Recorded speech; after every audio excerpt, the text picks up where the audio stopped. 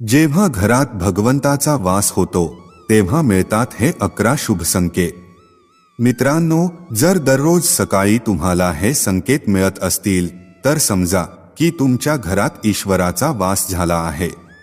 ते कोणते संकेत आहे यावर आज आपण बोलणार आहोत. भगवंताला प्रसन्न करण्यासाठी लोक खूप पूजा पाठ आणि व्रत करतात. भगवंतासमोर सकाळ संध्याकाळ दिवा लावण्यापासून ते भोग अर्पण करतात, जेणेकरून भगवंताची कृपा त्यांच्यावर राहावी आणि त्यांना जीवनात कोणत्याही प्रकारच्या समस्यांचा सामना करावा लागू नये. हे तर आपण सर्वजण जाणतोच की भगवंताची पूजा आणि अर्चना केल्याने ते आपल्यावर प्रसन्न होतात. पण तुम्हाला माहीत आहे का की ते आपल्याला याचा संकेतही देतात? चला जाणून घेऊया त्या संकेतांबद्दल जे तुम्हाला सांगतात की भगवंताची विशेष कृपा तुमच्यावर आहे. मित्रांनो, जेव्हा तुम्ही पूजा पाठ करता तेव्हा ईश्वराचा वास तुमच्या घरात होतोच. तो प्रत्यक्ष स्वरूपात असो किंवा अप्रत्यक्ष, जेव्हा ते घरात वास करतात तेव्हा तुम्हाला जाणवतोच. अनेक वेळा तुम्ही त्यांना पाहतही असाल. अनेकदा असं होतं की भगवंत तर तुमच्या घरात वास करतात, पण तुमच्या काही चुकांमुळे ते परत निघून जातात. तुमच्या काही कर्मांमुळे ते निघून जातात, कारण त्यावेळी अनेक लोक ही चूक करतात. ते अधूनमधून पूजा पाठ करतात आणि मग सोडून देतात. पुन्हा काही दिवसांनी पूजा करतात आणि ती सोडून देतात. तर हे सर्व योग्य नाही. त्यामुळे ईश्वर निघून जातात. हे तुम्ही कधीच करू नये.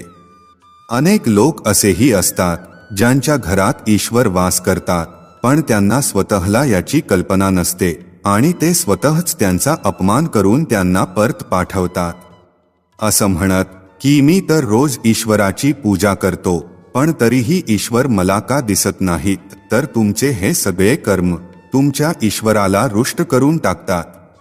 म्हणून आज आम्ही तुम्हाला ते संकेत या व्हिडिओमध्ये सविस्तरपणे सांगणार आहोत, ज्यामधून तुम्ही स्वतः जाणून घ्याल की ईश्वर तुमच्या घरात आले आहे. तर चला जाणून घेऊया त्या संकेतांबद्दल. पण त्याआधी जर तुम्हालाही वाटत असेल की लक्ष्मी मातेची कृपा तुमच्यावर राहावी, तर या व्हिडिओला एक लाईक करा, चॅनेल सबस्क्राईब करा आणि कमेंट बॉक्समध्ये जय लक्ष्मी माता नक्की लिहा. नंबर 1. जेव्हा तुम्ही झोपलेले असता आणि ब्रह्ममुहूर्तामध्ये उठता, रोजच तुमची झोप याच वेळी खुलते.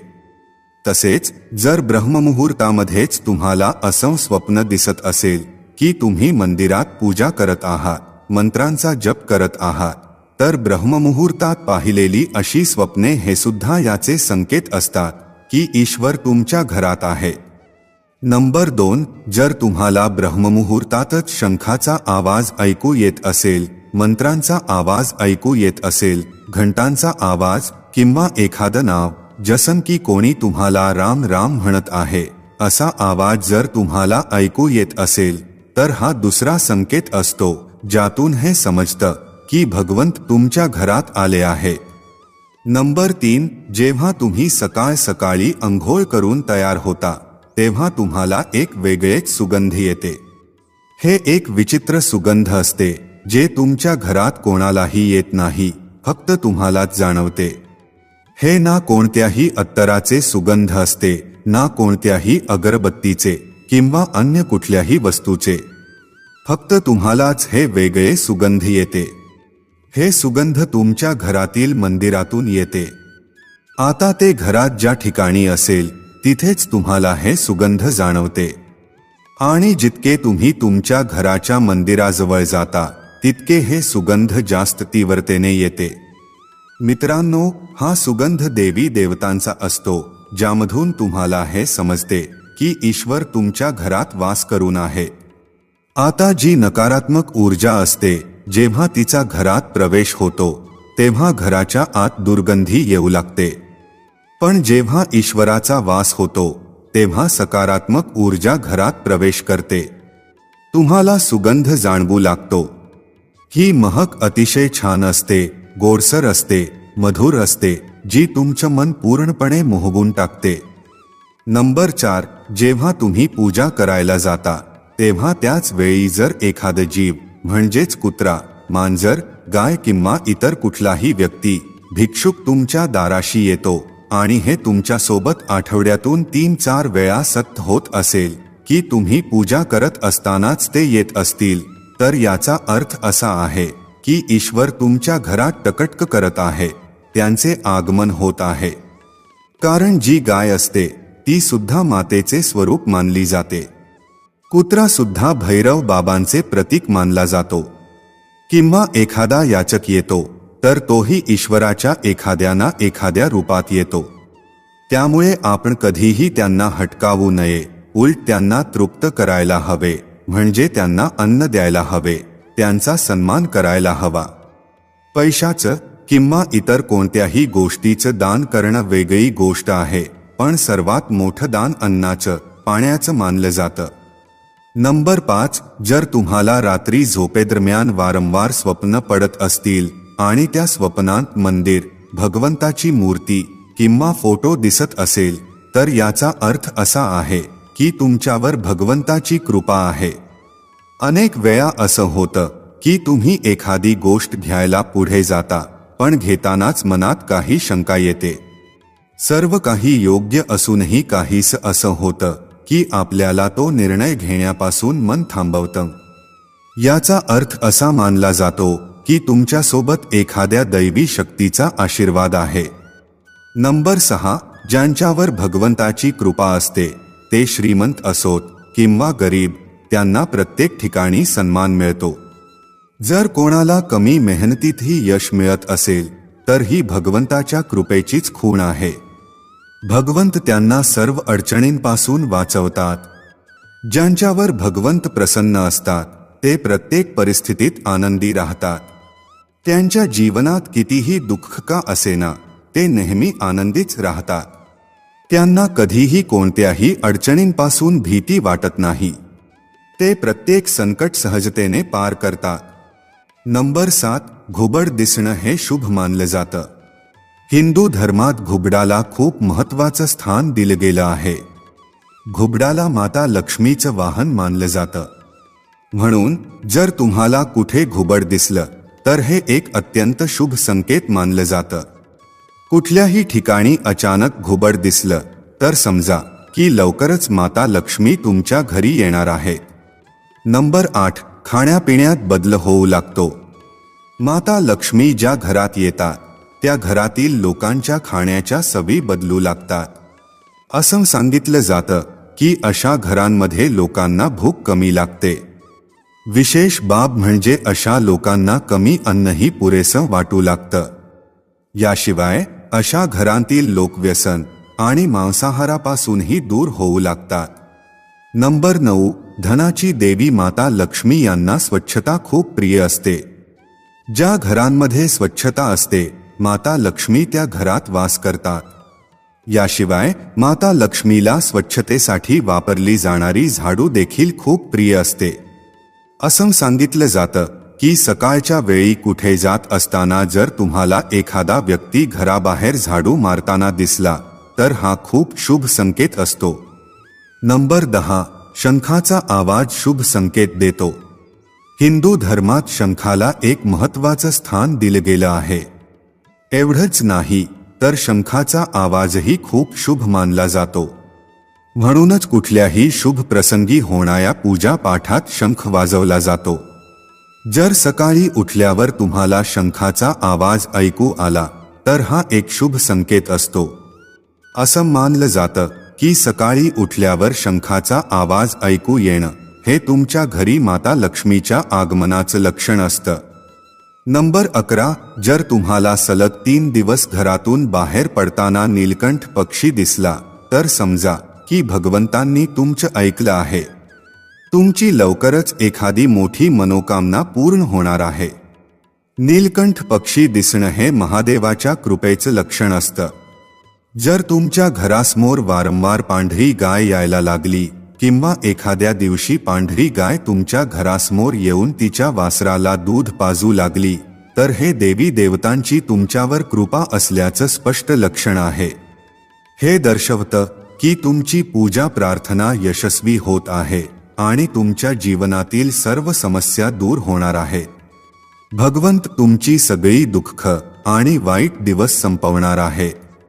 नंबर 12. जर घराच्या मुख्य दरवाजाजवळ चिमणी घरट बांधत असेल तर हे खूप शुभ संकेत असतो. हे याचं प्रमाण आहे की तुमची पूजा यशस्वी झाली आहे. चिमण्या आणि त्यांच्या पिलांना चुकूनही त्रास देऊ नका, उलट त्यांच्यासाठी दाणापाणी ठेवा. जर पूजा करताना तुम्ही इतके भावपूर्ण व्हाल की तुमच्या डोळ्यातून अश्रू येतील तर हे याचं लक्षण आहे की ईश्वराने तुमच्या मनातील हाक ऐकली आहे. नंबर 13.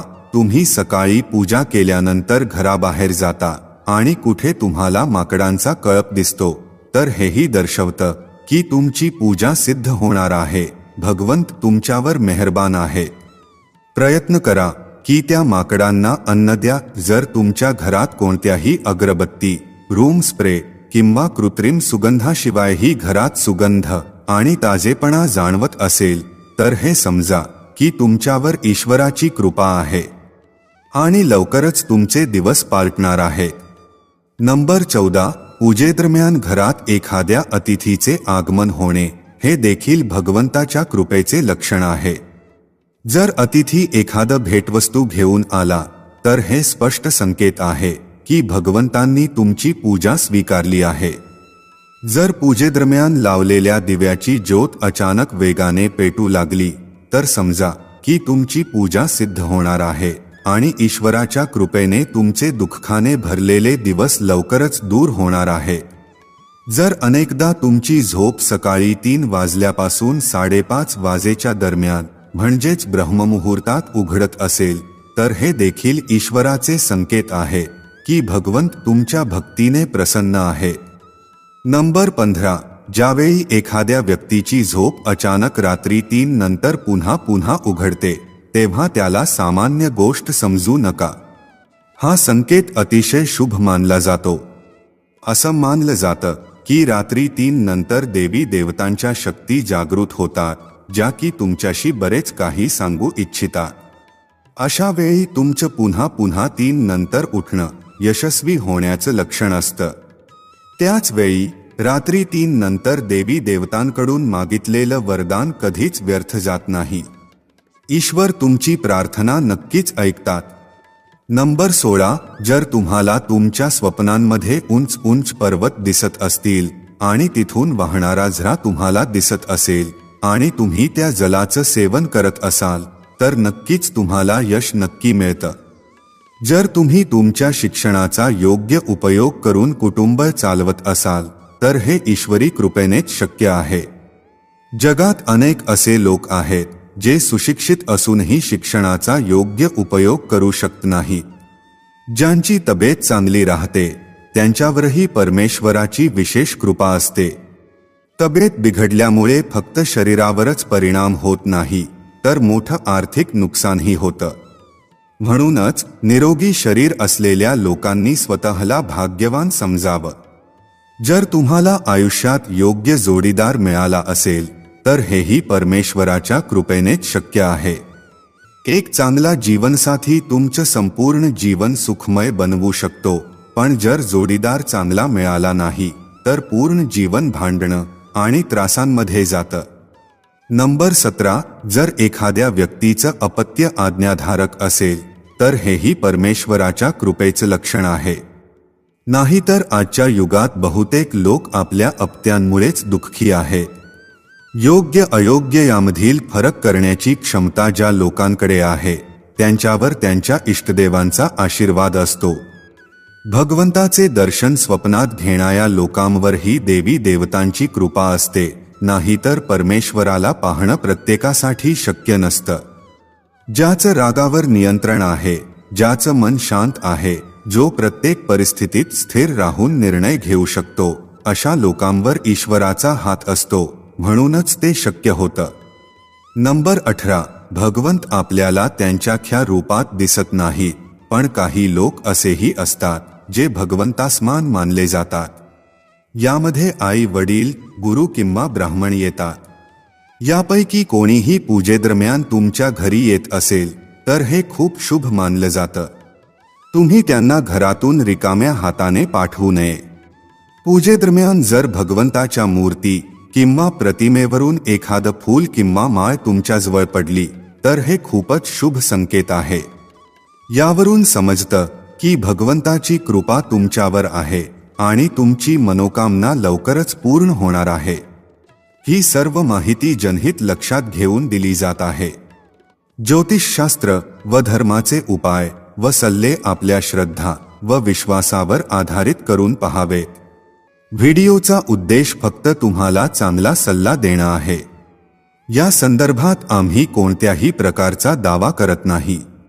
मित्रांनो, व्हिडिओ आवडला असेल तर लाईक आणि सबस्क्राईब नक्की करा. धन्यवाद.